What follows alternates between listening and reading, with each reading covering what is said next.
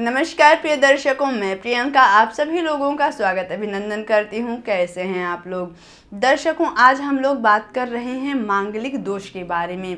मांगलिक दोष कैसे बनता है जन्म कुंडली में। मांगलिक दोष बहुत लोगों से आपने सुना होगा, लेकिन आप जानते हैं कि इस मांगलिक दोष में होता क्या है?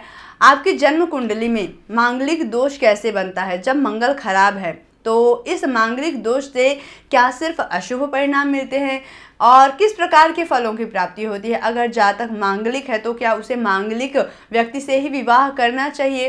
ये सारी जानकारी तो इस वीडियो के माध्यम से हम जानते हैं कि मांगलिक दोष किस प्रकार के फल देते हैं, एक छोटे से श्लोक के माध्यम से। श्लोक है, लग्ने व्यय चपाताले जामित्रे चाष्टमे कुजे कन्या भर्तु विनाशाय भर्तु कन्या विनश्यति। यानी जन्म कुंडली के पहले भाव यानी लग्न भाव में, व्यय भाव यानी द्वादश भाव में, चपाताले यानी चौथे भाव में, जामित्रे यानी सातवें भाव में जो आपके जीवन साथी का भाव होता है, जामित्रे चाष्टमे कुजे यानी अष्टम भाव में यदि मंगल हो तो मांगलिक दोष बनता है, मंगल दोष का निर्माण होता है।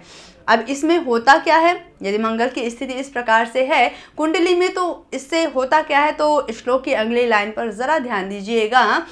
कन्या भर्तु विनाशाय भर्तु कन्या विनश्यति। यानी यदि लड़की की कुंडली में इस योग का निर्माण हो रहा है तो उसके जीवन साथी यानी पति की मृत्यु होती है, या ऐसा योग यदि किसी पुरुष की कुंडली में बना हुआ है तो उसकी पत्नी की मृत्यु हो जाती है, या स्वास्थ्य पीड़ा भी कई बार होती है, क्योंकि इसमें इसके साथ ये योग खंडित भी होते हैं, दोष कम भी होते हैं। तो इन दोषों में फिर क्या होता है? तो अब बात करते हैं कि मंगल दोष समाप्त कैसे होता है या कम कैसे होता है। तो यदि इन स्थानों में जहां मंगल बैठे हैं यानी पहले, चौथे, सातवें, आठवें और 12वें भाव में, यहाँ यदि मंगल के साथ शनि बैठ जाएं तो मंगल दोष कम हो जाता है, समाप्त हो जाता है। अगला योग है कि यदि जन्म कुंडली में बृहस्पति बलवान हो, शुक्र लग्न या सातवें भाव में स्थित हो तो भी यह योग समाप्त हो जाता है, यानी मंगल दोष कम हो जाता है और उसका दुष्प्रभाव कम हो जाता है, मंगल दोष समाप्त होता है। अगला योग है कि यदि मंगल नीच राशि का हो, अस्त हो तो भी यह दोष समाप्त हो जाता है, और यदि मंगल शत्रु राशि का हो तो भी यह दोष समाप्त हो जाता है। यदि पुरुष और कन्या दोनों ही मांगलिक हैं तो ऐसे में दोनों का विवाह किया जा सकता है, जिससे दोष कम होता है।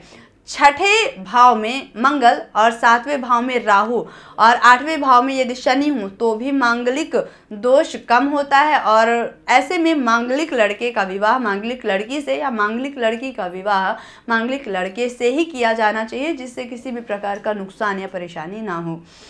तो दर्शकों, ये है कुछ मंगल दोष से बनने वाले दुष्प्रभाव के बारे में। यदि आप भी जानना चाहते हैं कि शादी विवाह में अड़चनें क्यों आ रही हैं, परेशानी क्यों हो रही है, और मंगल दोष है तो कितना है, मंगल दोष कम हो रहा है या नहीं हो रहा है, इन सभी प्रकार की जानकारी के लिए स्क्रीन पर दिए गए नंबर पर कॉल करके आप हमसे संपर्क कर सकते हैं।